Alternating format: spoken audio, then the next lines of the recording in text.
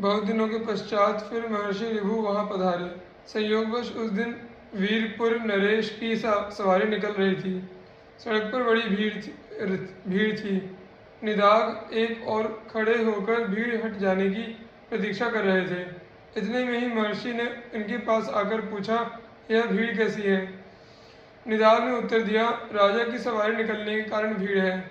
उन्होंने पूछा, तुम तो जानकार जान पड़ते हो, मुझे बताओ इनमें कौन राजा है और कौन दूसरे लोग हैं? निदाग ने कहा, जो इस पर्वत के समान ऊंचे हाथी पर सवार हैं वे राजा हैं, उनके अतिरिक्त दूसरे लोग हैं। ऋभु ने पूछा, महाराज मुझे हाथी और राजा का ऐसा लक्षण बताओ कि मैं समझ सकूं कि ऊपर क्या है नीचे क्या है। यह प्रश्न सुनकर निदाग झपट कर उन पर सवार हो गए और कहा, देखो मैं राजा की भांति ऊपर हूँ, तुम हाथी के समान नीचे हो। अब समझ जाओ राजा और हाथी कौन है। महर्षि ऋभु ने बड़ी शांति से कहा, यदि तुम राजा और मैं हाथी की भांति स्थित हूँ तो बताओ तुम कौन हो और मैं कौन हूँ। यह बात सुनते ही निदाग उनके चरणों पर गिर पड़े और वह हाथ जोड़कर कहने लगे, प्रभु आप अवश्य मेरे गुरुदेव ऋभु हैं। आपके समान अद्वैत संस्कार संस्कृत चित्त और किसी का नहीं है।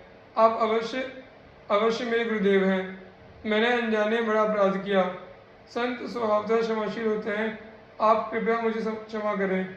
ऋभु ने हंसते हुए कहा, कौन किसका अपराध करता है? यदि एक वृक्ष की दो शाखाएं परस्पर रगड़ खाएं तो उनमें किसका अपराध है? मैंने तुम्हें पहले व्यतिरेक मार्ग से आत्मा का उपदेश किया था, उसे तुम भूल गए।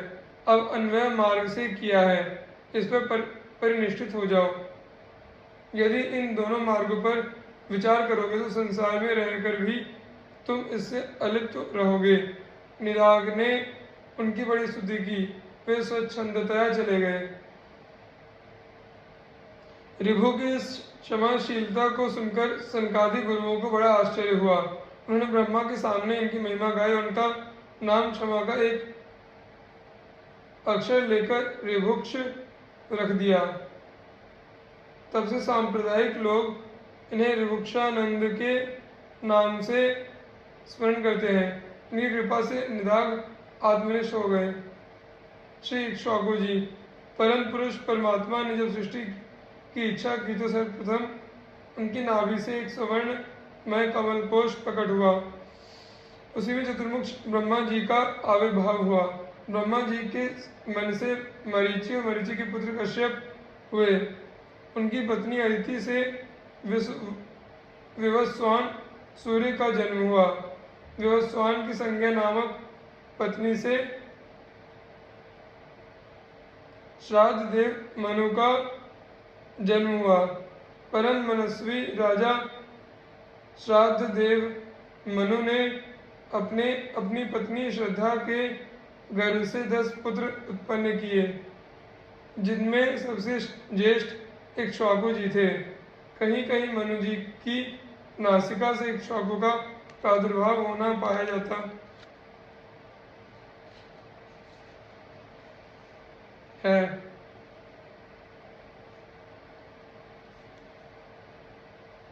यथा शुभतस्तु मनोर्जज्ञे इक्ष्वाकुर्घ्राणतः सुतः। श्री इक्ष्वाकु जी अयोध्या के प्रथम राजा हुए। यथा तमिक्ष्वाकुमयोध्यायां राजानं विधिपूर्वकम। वाल्मीकि रामायण। महाराजा इक्ष्वाकु बड़े ही प्रजावत्सल राजा हुए। श्रीमद् भागवत में वर्णन है कि श्री परीक्षित जी की जन्म कुंडली का वर्णन करते हुए ज्योतिषियों ने सर्वप्रथम यही कहा है कि पार्थ प्रजापिता साक्षात इक्ष्वाकुरिव मानवः, अर्थात धर्मराज यह बालक मनुपुत्र इक्ष्वाकु के समान अपनी प्रजा का पालन करेगा। महाभारत के युद्ध में भगवान श्री कृष्ण ने गीता ज्ञान का अनादित्व वर्णन करते हुए श्री इक्ष्वाकु जी का स्मरण किया है।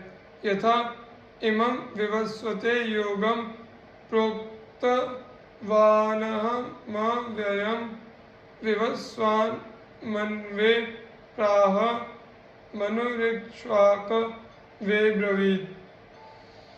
अर्थात श्री भगवान बोले, मैंने इस अविनाशी ज्ञान योग को सूर्य से कहा था। सूर्य ने अपने पुत्र वैवस्वत मनु से कहा और मनु ने अपने पुत्र राजा इक्ष्वाकु से कहा। इस प्रकार श्री इक्ष्वाकु जी महाराज गीता ज्ञान के आचार्य सिद्ध होते हैं।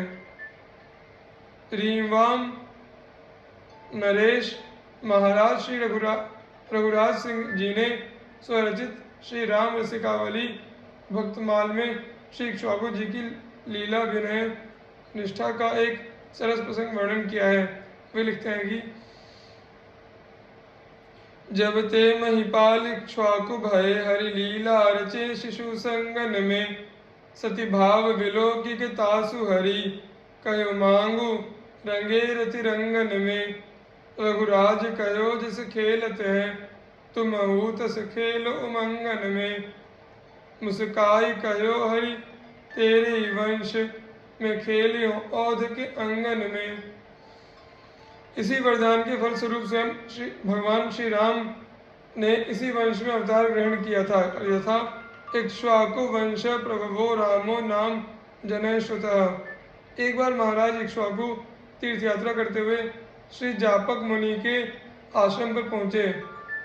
मुनि ने राजा को अर्घ्य पाद्य और आसन देकर कुशल मंगल पूछने के बाद इस प्रकार कहा, महाराज आपका स्वागत है, मैं अपनी शक्ति के अनुसार आपकी क्या सेवा करूं, यह आप मुझे बताएं।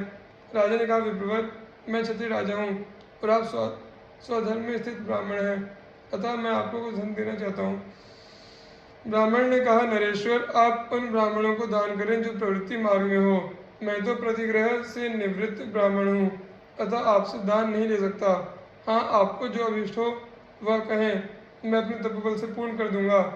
इक्ष्वाकु जी बोले, क्षत्रियों को याचना का अभ्यास नहीं होता।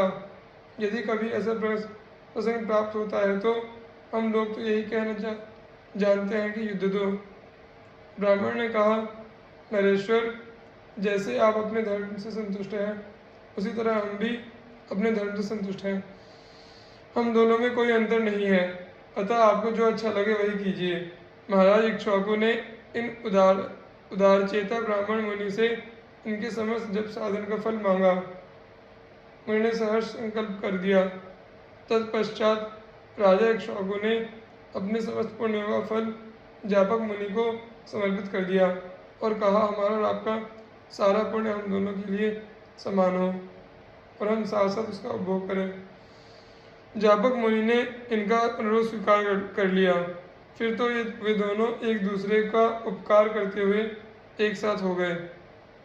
वे एक ही साथ मन को विषयों की ओर से हटाकर मन सहित प्राण, अपान, उदान, समान और व्यान, इन पांचों प्राणवायुओं को सुषुम्ना मार्ग द्वारा मूर्धा में स्थापित करके समाधि में स्थित हो गए। तत्पश्चात दोनों ही ब्रह्मरंध्र का भेदन करके दिव्य रूप धारण करके ब्रह्मलोक हो गए और सभी देवताओं को देखते देखते श्री ब्रह्मा जी के मुखारविंद में प्रविष्ट हो गए।